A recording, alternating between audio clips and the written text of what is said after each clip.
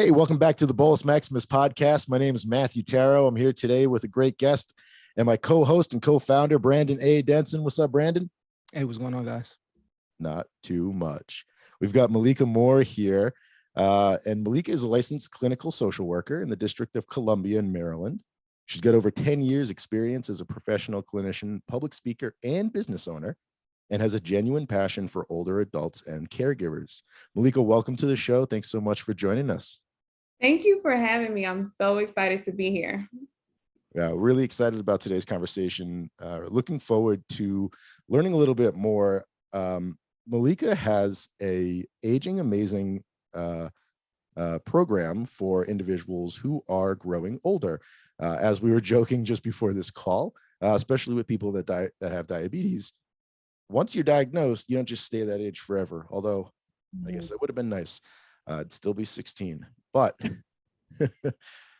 you grow older, and that's something that we want to get into today. And Malika brought this conversation topic to us, and I'm very excited to learn a little bit more about, let's say, we'll start with a little bit about your career, how you got into that, what led you to that, and then let's jump into, how it correlates with the conversation about diabetes and aging Americans living with chronic illness. Mm-hmm. All right. Thank you so much. First of all, I want to just give kudos and give you your flowers now. I think this is a great platform that you two have created, a safe place for people to discuss diabetes, and especially your emphasis on helping people who are disenfranchised and just bringing everything around in a loop. I really feel like we all have our portion or our mission in life, and we just have to take it and run with it. And I feel like you two have done that. So I did want to say that first. Thank you. You're welcome. Secondly, I've been working with older adults and caregivers in the district for the past 10 years. Like you said, I actually am from Alabama. So okay. I have to always shout out Alabama. From Alabama, but my last year of my master's program, there was an option to come to DC. I got the Hartford scholarships, which meant that I had to work with older adults and caregivers, and it completely changed my life. Now that I look back, I've probably been connected to older adults just all my life. I know as a child, they used to call me an old soul, and a lot of people think I'm older than I am. So I started Aging Amazing, that's the name of my company, in 2019, really in the sense and the knowing that we're all aging and amazing. And I wanted to take that negative factor, that stigma out of getting older, because if we're blessed, we're going to live long enough to get there.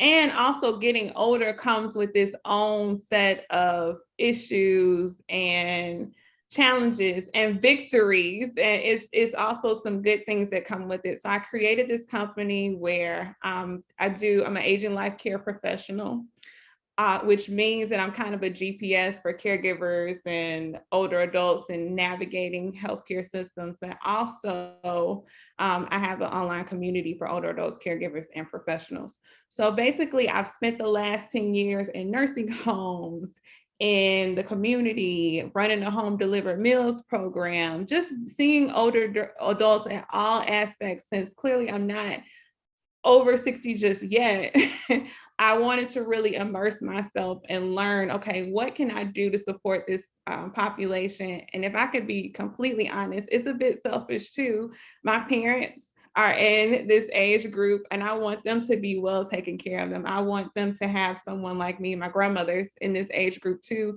and I'm headed towards this age group. So I'm hoping that I can be one of the people who lays a solid foundation. So when I get there, somebody will care and advocate, and I won't disappear after I get older. I have so many thoughts. I really appreciate that explanation, because hopefully it gives listeners a really good understanding. What you see around you, your own life, your friends, your family, your parents, caregivers in your life may not identify themselves as such. That's typically not something, that's a third party term. Let's be clear. Mhm. Caregiver is a third party term, meaning that it is usually used to describe somebody in a situation. And it's, you know, maybe it's, you don't know that person and they came through the hospital and you're like, this is my caregiver or whatever. But it's not normally, it's like parents do it for their kids, especially living with diabetes. And Mhm. we do see a lot of the elderly honestly, it's in other cultures. Mhm. Right. I look in the Asian culture, I look at the elderly in the Asian culture, I look at individuals in different cultures and I say, wow, you know, I travel, I visited Asia, I got to go there. Wow, there's a big difference from what I see here Mhm. compared to how they care for. Not only that, most of the people that are working at night are all way older. I was like, this is amazing. Mhm. That's not necessarily totally relevant, but but it makes a difference because in each community, in each society, right, things change, and how information gets to those people is very important. So have you found that getting information to that group, and it sounded like through your master's program you kind of ended up with the elderly community, is that right, or is that was a choice, or it was like it was something? Great question. Let me clarify that. So I knew I wanted to work with adults. I received a Hartford Scholarship, and of course, the whole effort was we need to get more younger people interested in working with older adults. So Mm, I will say it definitely called me. But when I answered that call, I realized this is exactly where I need to be. And I always say, if you look back over your life, and maybe I've learned this from working with older adults, if you look back, it's always been traces of what you're supposed to do there. You may not have paid attention, you may have ignored it to go another path. But when I look back, I was sitting with my friend's mom talking about their health issues, or I was doing this for an older person. And even now, I say our calling chases us. I know I had one Saturday where I had to go to the grocery store, didn't really want to go, and I wasn't too happy about it. But, anyways, I went to the store, and I kid you not, three older adults just stopped me randomly to ask me questions and ask me, okay, can you help me with this? And I really said to myself, this work chases you because it's yeah. no way they know what I do for a living, but it was something about me that made them comfortable to come and ask for help and support. So I say that sometimes our calling, we run from it and we have to get snagged a little bit. And I really feel like that Hartford Scholarship was a blessing to me because I really, really love what I do each and every day. And it makes me excited about getting older and just making it better. That's awesome. Cause I think when you really dive into something and you realize what you're passionate about and you continue to kind of put that energy out there, like the people that need to receive it, they they they start to come. It starts to come full circle, you know, like at the grocery store, like, you know, those things, you know, and sometimes as humans, we're like, is that a sign or is that like, is it just happening? It's like, as you start to really understand what you're doing, it's like, no, like these individuals could use my assistance. They could use my help. So I'm glad that that happened. I'm gonna kind of just jump right in on this. When it comes to, I'll say like getting involved and communicating within the like the Black community, Mhm. um what are some challenges? Do you see anything challenges as far as trust or patience or technology, or, you know, because I know I have an older mom, and, you know, I know you referenced something earlier, and it's so true. It's like when we're younger, we don't listen to our parents. Well, some of us don't. I didn't, you know, but it's like now as I'm older, it's like, are you my child that I'm talking to? Like, that's how I really feel sometimes. Like, no, no, no, I get it. I got you. I'm listening. I'm you listening, but you're not applying anything that we talking about. And you telling me that you are, but you aren't. So it's like, man, like, is this what you dealt with me? You know? So like, how is it kind of dealing, I would say, within the Black community, or just the community in general? You know, what are some of those barriers? Oh, okay. I want to answer your question because I'm laughing in the inside, but I'm also thinking about something that Matt just said about people not identifying as caregivers. So I'm going to say I'm young, and I'm relatively young. We're relatively young on this line, if we can be honest. So a lot of times what I notice with younger caregivers is that they don't identify as a caregiver. So if you don't acknowledge that you're fitting kind of this category, or you don't know, you don't get the help and the resources that you need, because it may just be something that you're stepping up to the plate and doing, not labeling it. Like, of course, I'm taking care of my mom. Of course, I'm help doing this or that. So I think that is a barrier. The other thing that you mentioned is within this whole concept. So caregiver is a very broad term. For instance, when you all were mentioning caregivers, you're talking about children. When I mention caregiver, I'm talking about older adults and family, people who are caring for older adults. Then in the healthcare system, a caregiver may be a home health aide, or Yeah.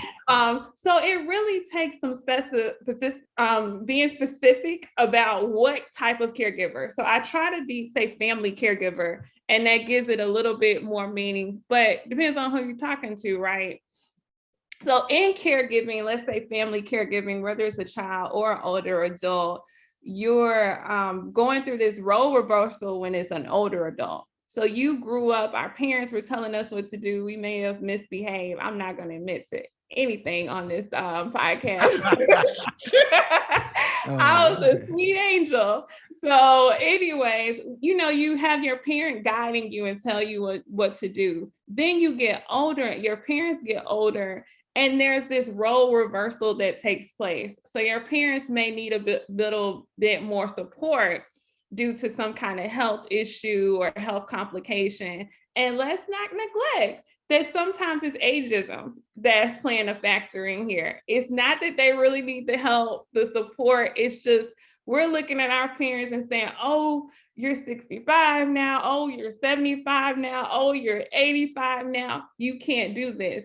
Can they really not do it? Or is ageism playing a factor? So that is the thing and then preserving people's dignity, because it may be that they cannot do it. I gave the example before we got on the line is I have people in my family who have diabetes, and really having to be mindful of the conversation that I'm having with them. Like, am I preserving their dignity? Am I being judgmental? And am I acting like a know-it-all? Like, really knowing how to engage that conversation. If I walk in and they're eating a huge slice of chocolate cake that I think they shouldn't have, like, what should I say? How do I say it to be respectful? And also being mindful that, what you all experience as children, that depending on what type of diabetes, it's devastating. It can bring depression and all these other things. Being sensitive to that and not calling them out every time we go out to eat or to a family dinner or things like that. You bring up such a great point. Caregiving is, and I've got a fantastic quote here that I'm going to read from former First Lady, but caregiving, caregiving comes in different forms. It can come in a physical form. It can come in a mental form, an emotional form, so this is Rosalind Carter, former First Lady of the United States, said there are only 4 kinds of people in this world: those who have been caregivers, those who are currently caregivers, those who will be caregivers, and those who will need caregivers. Caregiving is universal. And so this is from the John Hopkins Medicine. I don't know, I think they know something about medicine. John Hopkins Medicine website. I can make this available, and it does say here, and just to put things in perspective, that according to the caregiving in the U.S. in 2015, so 7 years ago, the national survey conducted for the National Alliance of Caregiving in the AARP public policy, 40 million Americans were providing care for an adult family member or friend. Yet few of these identified themselves as caregivers. So I think directly to that point, right? That's 40 million. That's a big number. That's bigger than the 3 of us. That's huge. And most of those people didn't identify themselves as a caregiver. So to that point, you may be doing something and not realizing how much you're actually doing for another person, which, don't even get Brandon and I started, but because of social media And because of how the internet and this world has been shaped up to look for everybody, it makes it really easy to ignore the emotional and mental side of things or the physical side of things and see a persona, you know, and not see the real person. And so I can't even ask you this question because it doesn't even feel real. How much harder is it to provide care to somebody who is rejecting it? And so you probably see a lot of the elderly community not want to be involved. Do more patients come to you, or are you going out and finding them? I think this ties into I wanted to comment, you said that, that's bigger than the three of us, but I think what's also very important here is that the three of us can make a difference in doing our part in, creating these safe places and knowing what social media is used for, yet we're saying we're going to use it in this way to have this kind of voice. I will say this ties into Brandon's question about the Black community. And I think that I don't say that older adults don't want the help or the support. I think that it's just treating them as a human. So not the elderly, not the this, not the that, like treating people as a person first. So I think if anything, I'll never forget when I first became a social worker and I was in an agency I had to go on my very first home visit that they assigned to me. And they gave me these stack of papers back then. And like, you have to complete these papers. And I'm sitting in my office like, how in the world am I going to get all this information? And my office mate turns around in the chair and she says, look, you're not going to get any of that information if you don't build a relationship first. It's like social work 101, build that rapport. And I'm just talking about people in general. Now, when you start getting into different socioeconomic status and people who've been disenfranchised and going through all these other things, I will say all the time, they're magnificent at reading people. So if you're not genuine, if it's not coming from the heart, if it's just a paycheck, 9 times out of 10, they're going to tell you that they feel like this is why you're here. But even if you never say that, they can read that, like they can feel your energy or vibes or however you would want to frame it. And so I think the trust factor is huge in knowing that. And I think don't be discouraged if you're of a different socioeconomic status or race. Don't let that deter you from helping people that don't look like you. Like I said, I really truly believe that people can feel your heart, they can feel your energy. You don't have to know everything that they've been through, but you have to be able to listen. You have to be able to learn. You have to know that their experience, what you saw on social media, what you read on a book,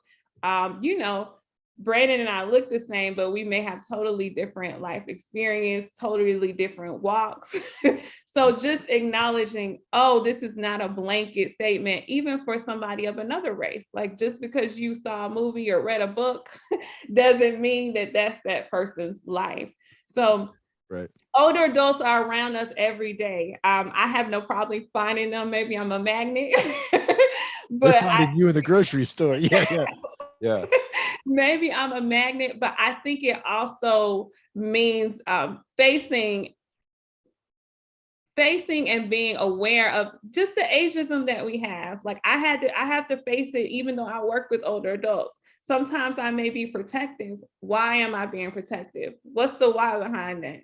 Is it because I think they're more fragile than me, that they can't, in most times they're probably looking to me or advising me. So older adults are in our churches, they're in our grocery stores, they're driving next to you, they're on vacation with you, they're everywhere, they're people. And I think that the more we sit down, and that's something that I really liked about what you all are doing, is the more we sit down and we talk, I don't care if you're 20, 30, 80, 90, you find out that we have more alike than different. Can I just say this? You said you said something about where they're at. I just want to throw in there. They're at the barbershops, they're at the beauty Yes. salons, you know. So it's like um they're everywhere, you know, they are everywhere. Mhm. Yeah, yeah. And we have an opportunity. And if you sit down one-on-one with someone, you may find out there's a need that you didn't know existed. And it Yeah. might be a need that you have. I know plenty of older adults have helped me because they've been there. Like just as I'm navigating, like being more, one thing I admire about my 90-year-olds is they will tell you like it is, like if they don't have to cover it. I'm like, I wish I could get to that point where I just did not care what people thought. But anyways, what I'm trying to say is we can talk about how did you get to that point where you were just so comfortable with being you? I'm struggling with that now at this age. And then having those conversations where they say, oh, I was just like you. And this is what happened. This is what I did. It's just so much that can happen through intergenerational work if we're intentional about it. I think that it's easy. Even when I say I'm a social worker, people assume I work with children. Like they're not even thinking, like older adults have social workers. That's interesting. Yeah, You know? and you know, if we have them as children, it's almost why wouldn't we have them as adults as well? I want to kind of double click on something that you said that really makes a world of a difference in everything. You said building those relationships, and I think if you don't take the time to build those relationships, no matter who it is, like you said, socioeconomic status, race, background, demographic, all of those things, if you're not genuinely taking the time to understand somebody, so when your coworker told you that, that was awesome. Because yeah, when you look at a stack of papers, I don't know who you are. Even by reading this, I don't know who you are without actually building a rapport and building a true relationship. And if I don't build that relationship, then I can't build trust. And if I don't have, we don't have trust, you're not going to trust me and I'm not going to trust you. And I'm not going to even know how to engage or talk to you. So I think that was very important. But I'm also going to switch gears again.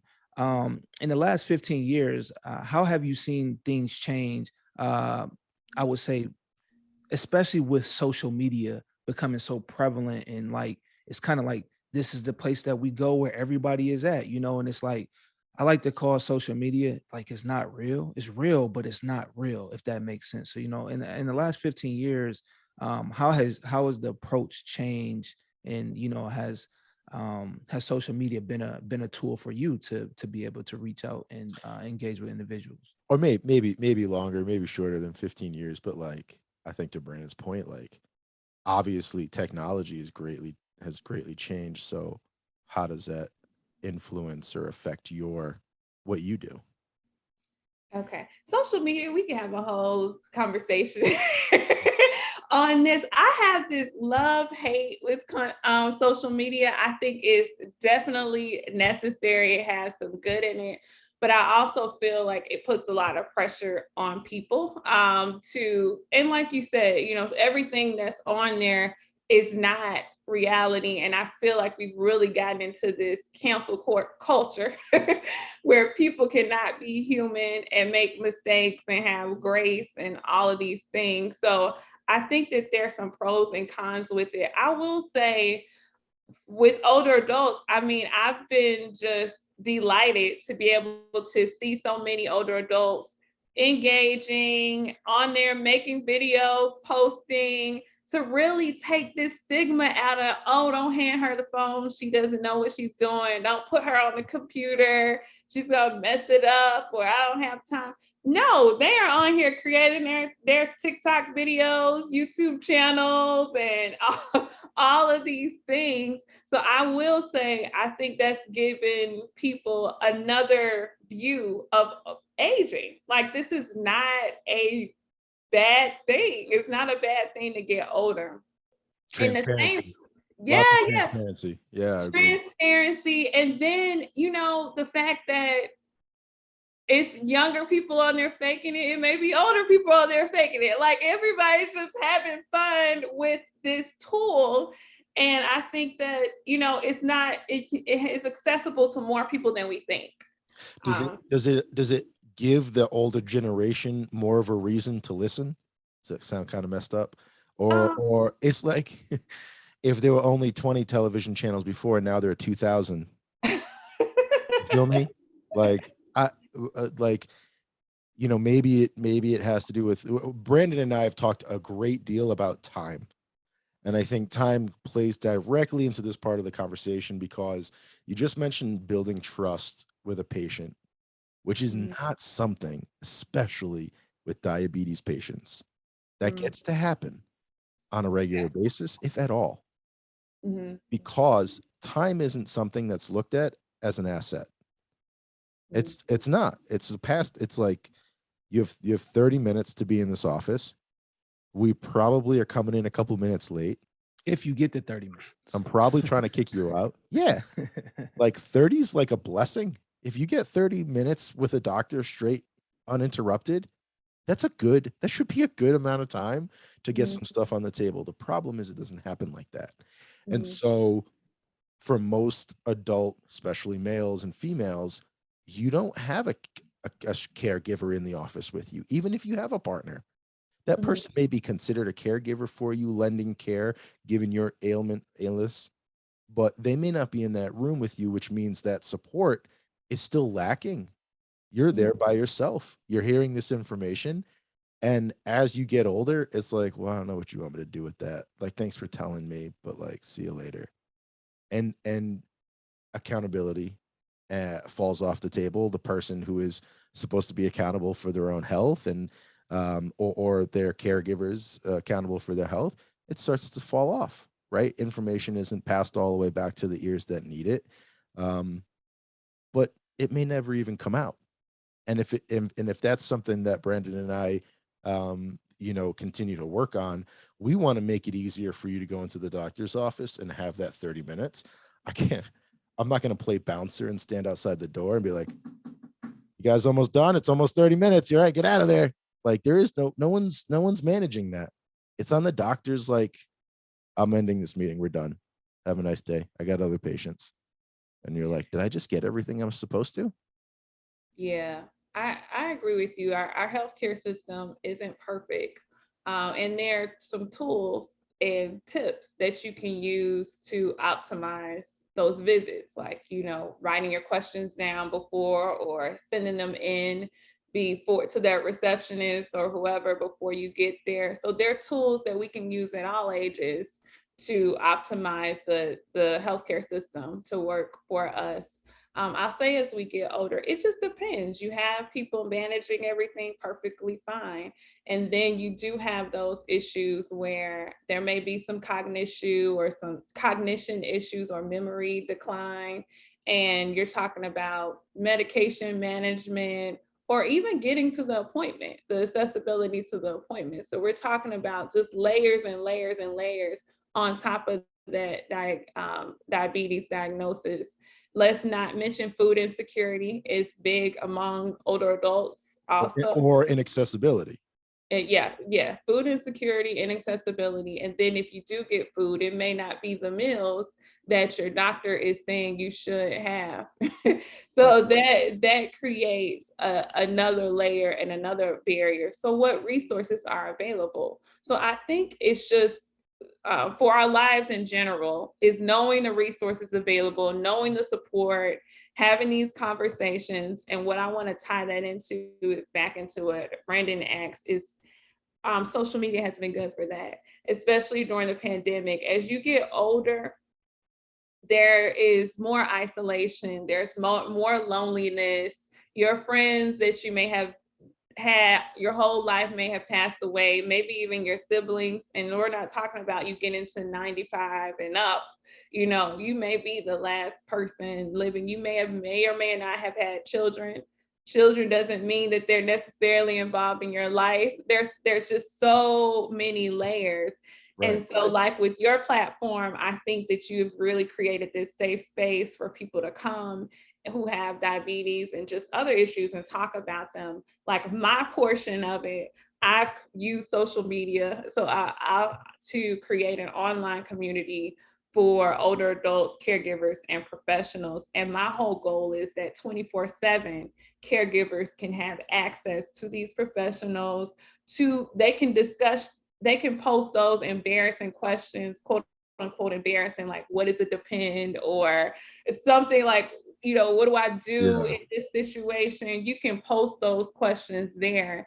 And also making this plea and making this call out to younger caregivers like us to, hey, well, maybe I am raising my kids and caring for mom and dad, so I'm considered like this sandwich caregiver. Or maybe I am single and caring for my mom and dad. Maybe my mom and dad live in another state. I'm a long distance caregiver. So giving people more freedom to ask for help. So it's not really about the labels. It's just, what do you need to identify that you need more resources to get the help you need? Like, how do you drive people to your platform, my platform, to know that this is going to help you take this journey a little bit further, give you the boost you need, give you the support you need, because I feel like you almost died trying to do things alone. Yes. Without a doubt, I think that there is such a mountain to climb as an individual that looks so daunting with diabetes, that everything is up to you, that your resources, they may be there, but ultimately when you close your eyes at night, it's you. And so that's the reality for a lot of people. I think I've got all these ideas flowing in my head, Malika, because I think about, well, why don't we put some kind of survey together that we can issue every couple of years, for maybe people that live with diabetes. We could host something that way. What I think is most valuable is that reflection, that self-reflection time that I find for myself.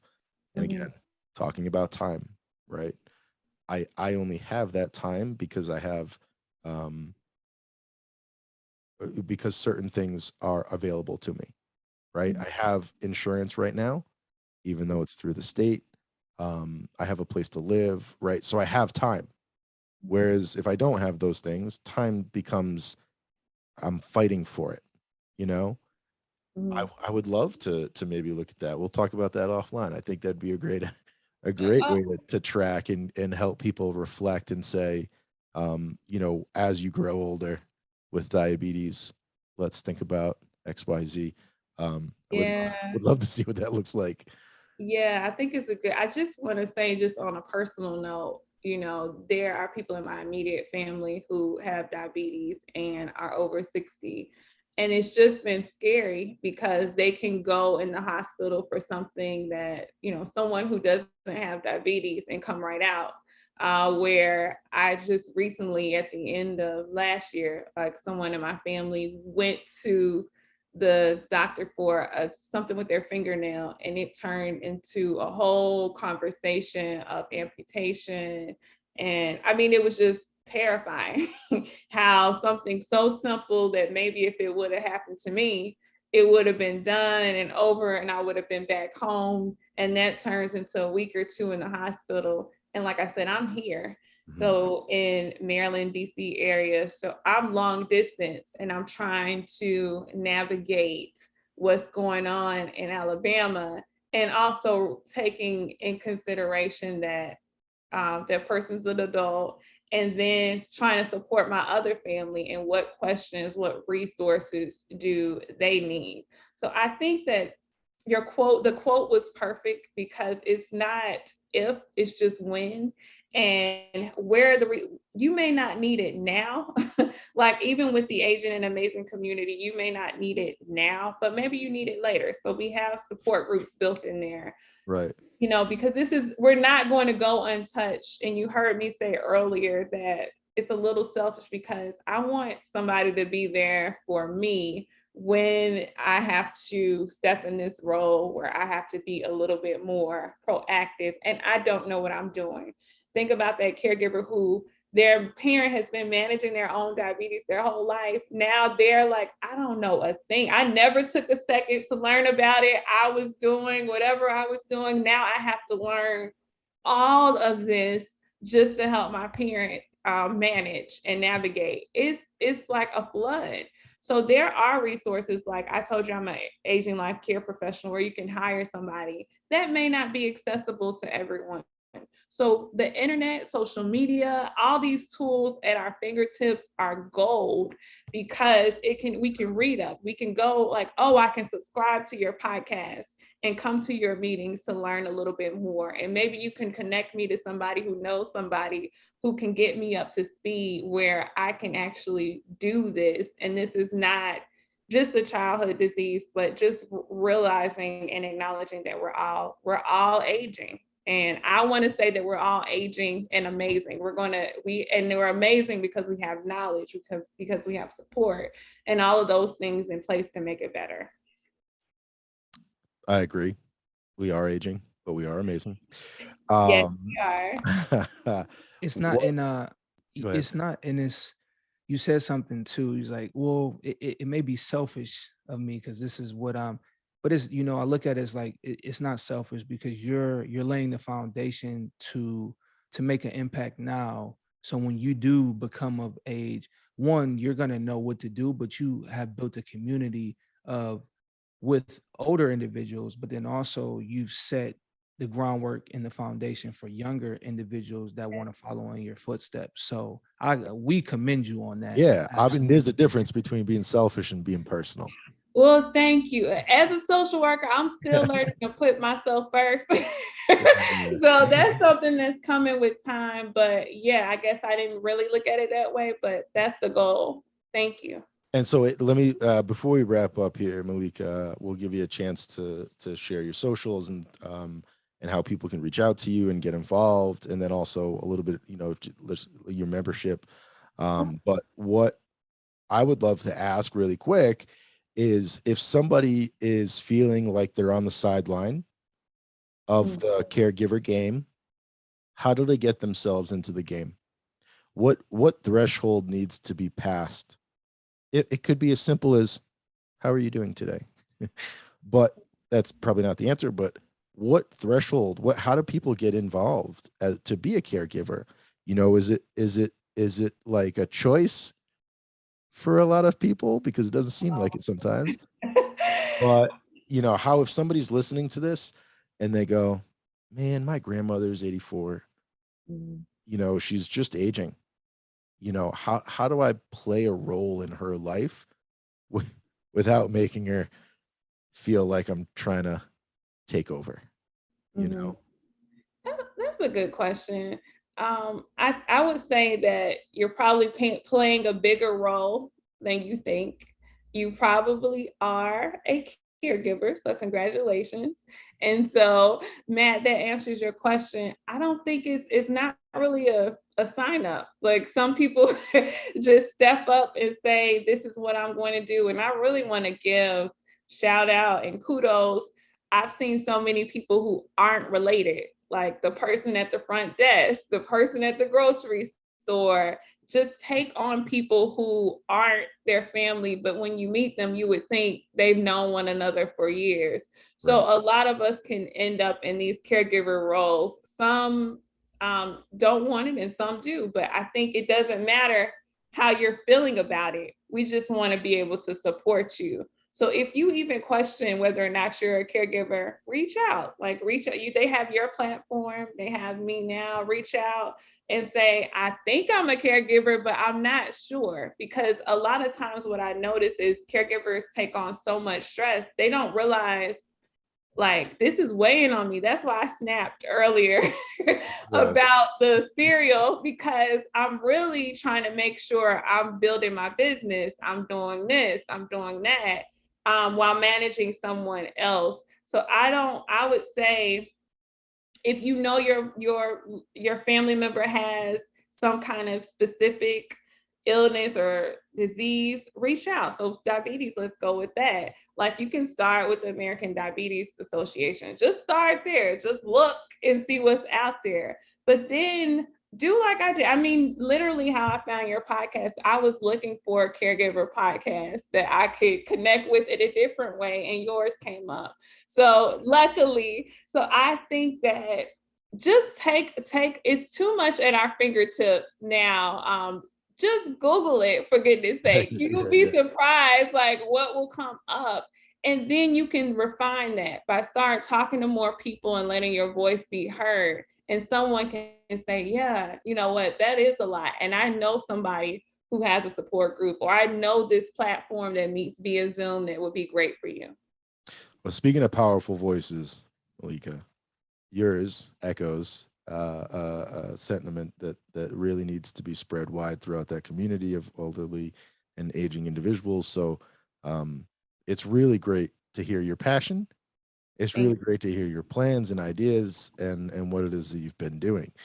So I'd love for you to share how people can find you, get in touch with you, and then we'll also make this information available in the information like below here in the podcast.